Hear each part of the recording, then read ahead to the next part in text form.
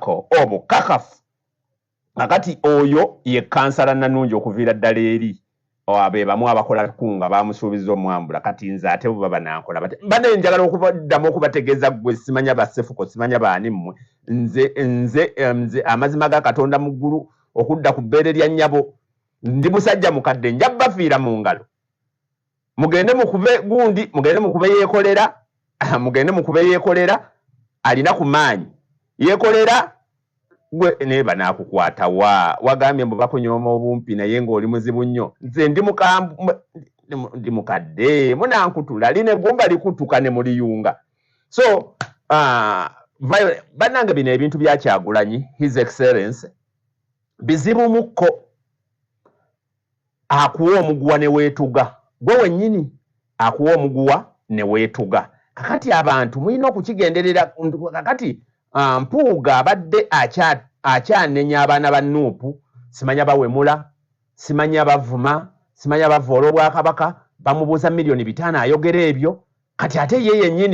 yennyini yali mu kukola bino kati ye Katonda bw'atyo bw'alabisa munnange Katonda agenda alabisa mu bintu bino agenda alabisa ebintu bye mutasobola kutegeera njagala kulaba gundiza YouTube ndowooza kwemuli bulungi njagala kubanga neraba wano bw'atyo kakati tetumanyi oba kikyagenda okuddamu okwogera nga nnyonnyola abantu tetumanyi kyagenda kubanga nnyonnyola abantu naye ffe kitegeeza jjukira Mathias Mpuuga Nsamba abadde nga yeesiba nnyo ku kintu ekyokugamba nti waliwo abagulibwa data ne bavuma kati tosobola kubeera n'abasajja bano abo abaami abavuma ne batabeera na za akawunti sinze nabagamba waliwo bwa akawunti obuvaayo ne butulumba nze bannumba mu inbox ne bannumba wano ne bankuba banabo obusajja era senga nali siri ku kyamazima nze ndi ku byamazima sagala kuvuma siwemula era simuvuma era n'essaawa zino sikusobola muvuma naye ajja yekyesibako nti abali ku buddata obw'ebitaano ababendowooza abawa buddata obw'ebitaano abantu abasasulwa ddata ffe twebuuzanga ye mukulembeze bwe baba batugulira ddata ye ng'omuntu amutugulira ludda wekitegeeza naye yennyini mukulembeze atugulira ddata kakati be bantu bano kakati baabo babadde bajja mbuga wa Ssaabasajja ne balumba omusajja Kato nga bamuyise Waiswa ffe tukitwala balumbye Waiswa balumbye mwogezi wa kibiina tukitwala balumbye National Unity Platform akabinja ako amanya mugategedde ebintu byabadde bya ddala ebintu bya ddala so naffe abamu batutwaliddamu kakati Mpuuga tetumanyi kyasobola kunnyonnyola nsi tetumanyi oba obwakabaka bwa Buganda ekyo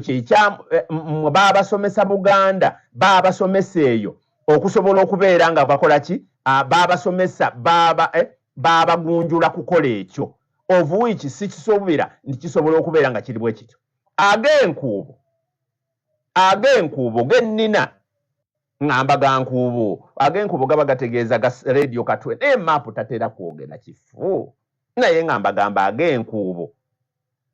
ag'enkuubo Ssaabasajja Kabaka wa Buganda ag'enkuubo mukotinga ne musalaasala obuntu ne mukolamu obuntu bumpi nga bino ag'enkuubo temugogedde ne mugamba mbu Ssaabasajja Kabaka Muwenda Mutebi Mathias Mpuuga Nsamba gwabadde atunuulidde ng'okwasa Ddamula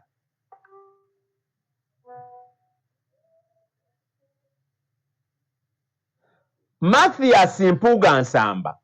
Ssaabasajja Kabaka gwabadde atunuulidde okukwasa Ddamula kati bayinza okugamba maapu yagajjeewa ne Ssaabasajja waba akajja gamba kana akasajja kange ageddire fumbe kaabijjeewa ndi musajja siri musajjawo bagamba omusajjawo be bano bakyereeta abatalina bijja be basobola kwogera ndi musajja ndi Muganda ataliiko bino byeggere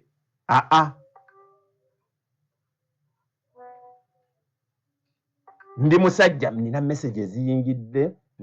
eziyingidde wano ate nga ziri emergency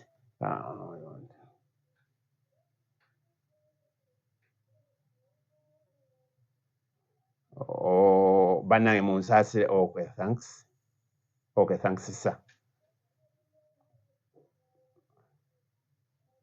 banaye munsaasira bino byenkola nfuna ne message endala si byenjogera byange sinina mukulu antuma nze sisasulwa I'm not paid to do anything ate era sikola bya kisiru sikola bya kuwaayiriza nze nkugambye embu ag'enkuubo Ssaabasajja Kabaka wa Buganda abadde agenda kusikisisa Mayiga nga bateekako Mathias Mpuuga Nsamba. Kati tetumanyi oba Ssaabasajja Kabaka agenda kikola kubanga ffe Ssaabasajja asiima busiimi tetumulaba mu kamwa kyayogera kyabaleese. Ne watya nga Mpuuga essaawa zino nga tuli mu gavumenti ya His Excellency Robert Kyagulanyi Ssentamu tuli entebe mu ntebe nga ye Ssaabaminisita nga Sseggona ye Ssaabawolereza nga Gundi ye sipiika nga mubatunuuliremu kaawo mubatunuuliremu bana ebyenjogedde byebyo bituufu naye embu yabadde atunuuliddwa era Ssaabasajja ali mu mbeera ewulira ng'awulira ennaku mpitirivu kwekyo ekintu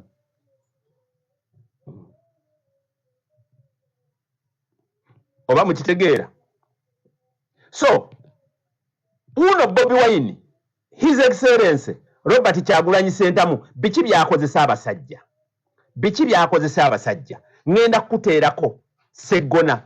video eno oyinza okuba nga wagiraba oyinza okuba nga tewagirabanga oyinza okuba nga oyagala kugiddamu mulundi gwakubiri ngenda kugikuddiramu okakase abantu Sseggona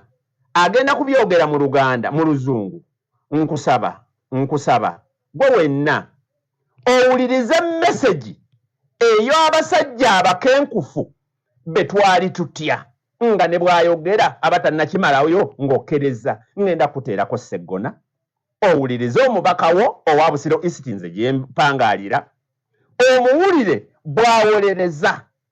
Mpuuga bwawolereza ssente ya Uganda bwemumala okubiwulira nze ngenda kubiddamu wano mu Luganda kubanga bannayuganda nabagamba nze nteesa nammwe mbateeseza mu paalamenti ya wano mbateeseza mu Luganda mwe muwulirize ebya Mpuuga gwensonyiwe yabiraba edda nga tebikuli oyinza okukamyutinga naye kanteereko baganda bange bakawulire then bwe bamala okukawulira nze ngenda kukavuunula nga bwe nakategeera tugende here we go. I hate hearing the word attached to my brother corrupt theft. One thing I want to see is to say I would very much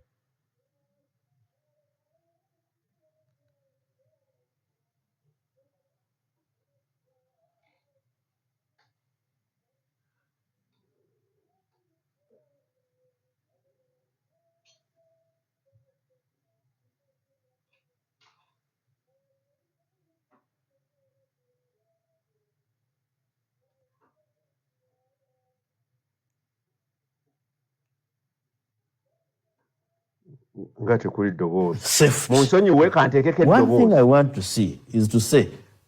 I would very much be willing to listen to somebody who says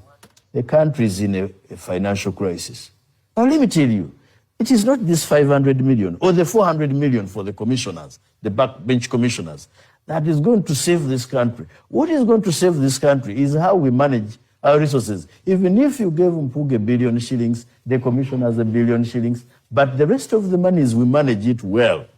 this country would make strides. I hate hearing the word attached to my brother, corrupt, theft. One thing I want to see is to say, I would very much be willing to listen to somebody who says the country is in a financial crisis. Now let me tell you, it is not this 500 million or the 400 million for the commissioners, the backbench commissioners, that is going to save this country. What is going to save this country is how we manage our resources. Even if you gave Mpuuga $1 billion shillings, the commissioners $1 billion shillings, but the rest of the monies, we manage it well, this country would make strides. I hate hearing the word attached to my brother, corrupt, theft. One thing I want to see is to say, I would very much be willing to listen to somebody who says the country is in a financial crisis. Now let me tell you, it is not this 500 million or the 400 million for the commissioners, the backbench commissioners, that is going to save this country. What is going to save this country is how we manage our resources. Even if you gave Mpuuga $1 billion shillings, the commissioners $1 billion shillings, but the rest of the money is we manage it well, this country would make strides. I hate hearing the word attached to my brother, corrupt, theft. One thing I want to see is to say, I would very much be willing to listen to somebody who says, the country is in a financial crisis. Now let me tell you, it is not this 500 million or the 400 million.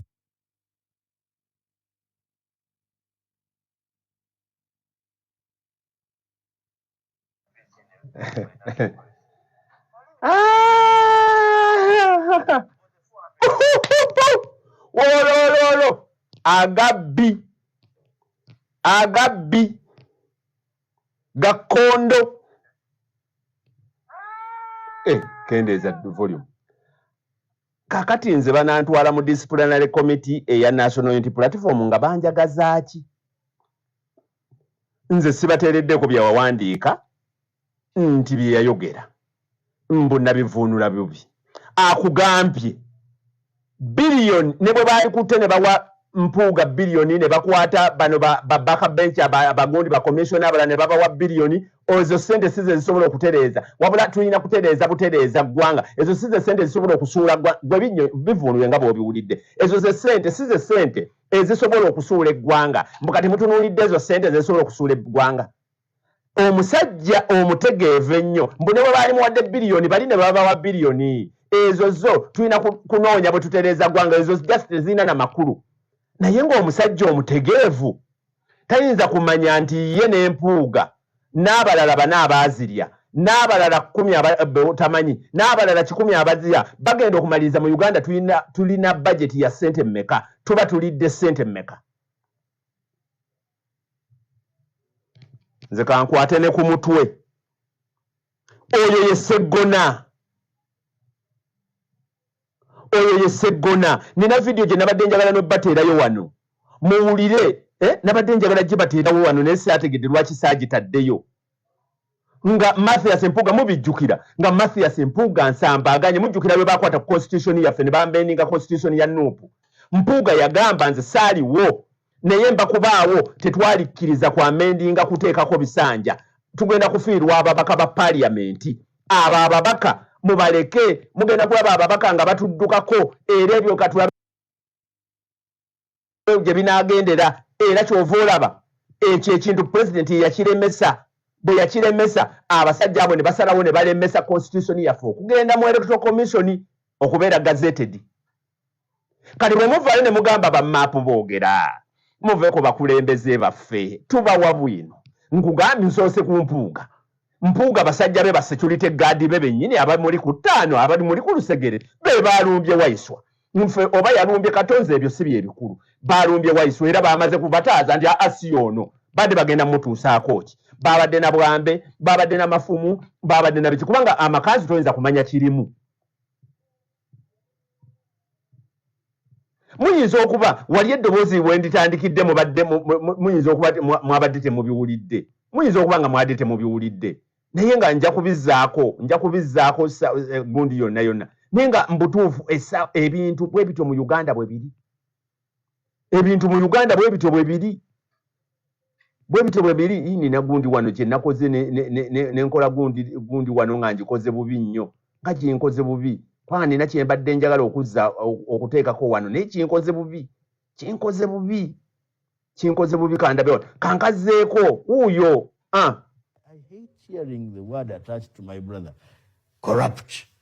theft. One thing I want to see is to say, I would very much be willing to listen to somebody who says, the country is in a financial crisis. Now let me tell you, it is not this 500 million or the 400 million for the commissioners, the backbench commissioners, that is going to save this country. What is going to save this country is how we manage our resources. Even if you gave Mpuuga $1 billion shillings, the commissioners $1 billion shillings, but the rest of the money is we manage it well, this country would make strides. I hate hearing the word attached to my brother, corrupt, theft. One thing I want to see is to say, I would very much be willing to listen to somebody who says the country is in a financial crisis. Now, let me tell you, it is not this 500 million or the 400 million for the commissioners, the backbench commissioners, that is going to save this country. What is going to save this country is how we manage our resources. Even if you gave Mpuuga $1 billion shillings, the commissioners $1 billion shillings, but the rest of the money is we manage it well, this country would make strides. I hate hearing the word attached to my brother, corrupt, theft. One thing I want to see is to say, I would very much be willing to listen to somebody who says